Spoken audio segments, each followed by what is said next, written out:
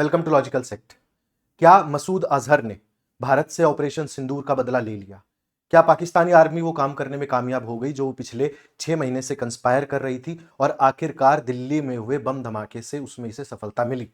या इस धमाके के पीछे कोई और है, किसी और के मंसूबे कामयाब हुए हैं, या कुछ ऐसा जिसे दबाया जाना जरूरी था वो इस हमले के जरिए दबाया गया है?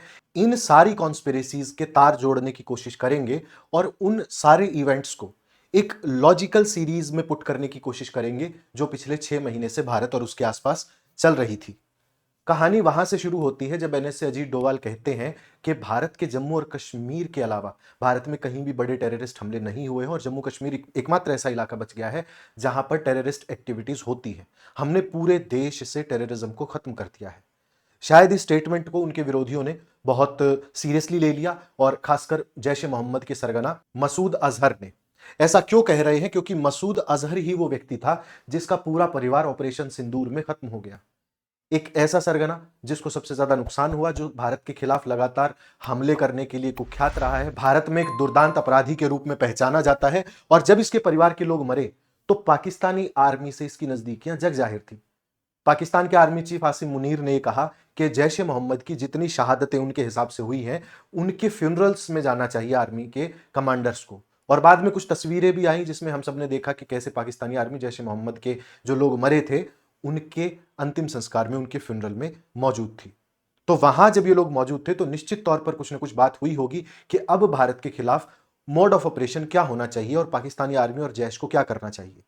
दोनों लोग अपने अपने तरीके से अपने मिशन में जुट गए। पाकिस्तानी आर्मी जो कर सकती थी विदेशों के साथ मिलकर, उसने वो करने की कोशिश की। और मसूद अजहर जिस काम के लिए जाना जाता है उसने उस काम को अपनाया। मसूद अजहर बम धमाके करने और आतंकवाद फैलाने के लिए जाना जाता है और उसने वही रास्ता लिया। पाकिस्तान के आर्मी चीफ अमेरिका चले जाते हैं। अमेरिका में जाकर के 2 बार 2 महीने में दावतें उड़ा करके आते हैं। उनके प्रधानमंत्री भी जाते हैं और वहां शायद कुछ प्लानिंग प्लॉटिंग उनकी एजेंसीज के साथ और पाकिस्तानी एजेंसीज के साथ मिलकर के उन्होंने की। इसकी चिट्ठी जब खुली, जब हमें पता चला कि बांग्लादेश में ढाका में एक सीआईए का एजेंट मारा गया है जो भारत के प्रधानमंत्री के ऊपर हमला करने की कोशिश करने वाला था या शायद उनकी हत्या करने की भी कोशिश करने वाला था। इस व्यक्ति को बाद में ना तो अमेरिकन एजेंसीज ने क्लेम किया और ना पाकिस्तान की तरफ से कोई बयान आया, ना किसी एजेंसी की तरफ से कोई बयान आया, लेकिन भारत की इंटेल को यह अच्छे तरीके से पता था कि कुछ ना कुछ पक रहा है। अब इसको दूसरी तरफ से समझते हैं कि मसूद अजहर क्या कर रहा था इस दौरान। मसूद अजहर को यह अच्छी तरीके से पता था कि अगर भारत में टेरर फैला दिया जाएगा तो भारत के लिए टेररिज्म का हर एक्ट ऑफ वॉर माना जाएगा। यह ऑपरेशन सिंदूर के बाद हमारी फोर्सेस ने अच्छे तरीके से कह दिया था।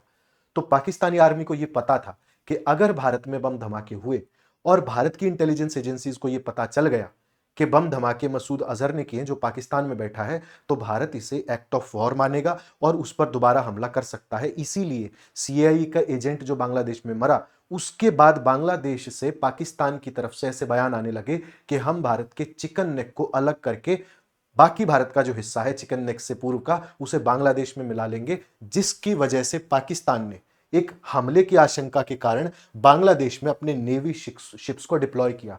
और इतना ही नहीं, भारत की भी पूरी तैयारी थी, भारत ने भी चिकन नेक के आसपास अपने S-400s को डिप्लॉय किया।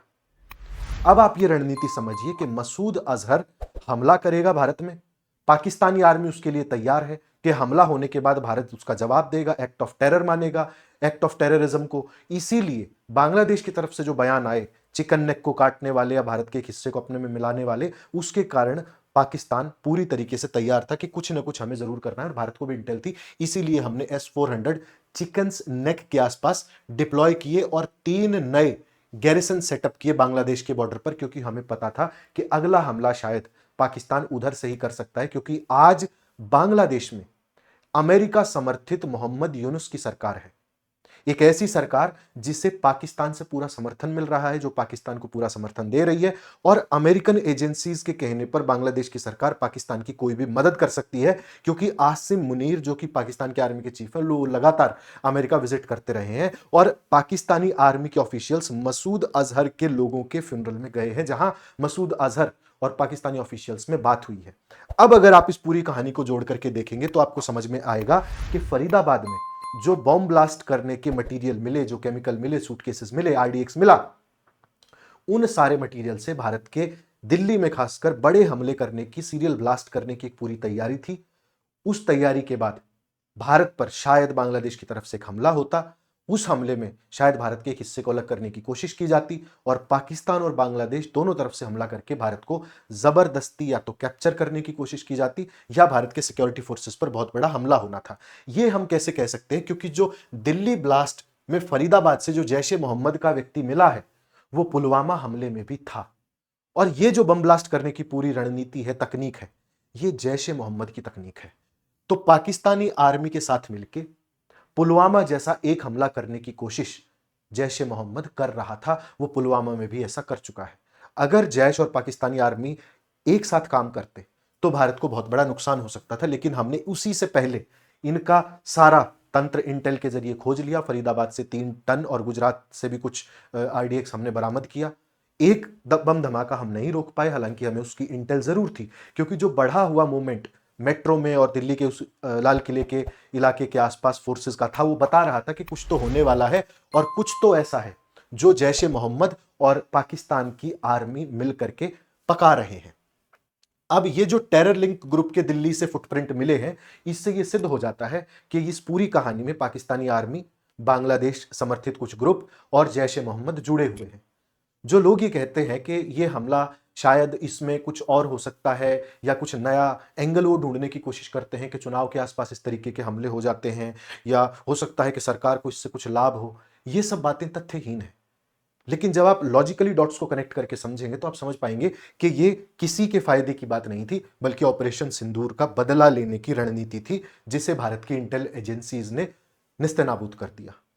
तो उन सभी फोर्सेस को जो पर्दे के पीछे काम करती हैं, उनको सैल्यूट, बहुत धन्यवाद इस देश की सुरक्षा करने के लिए। और भारत सरकार को भी अप्रिशिएट किया जाना चाहिए इस मामले में कि उन्होंने विदाउट एनी पॉलिटिकल टर्मोइल, बिना इसको राजनीतिक मुद्दा बनाए, बहुत मजबूती के साथ तंत्र को उजागर किया।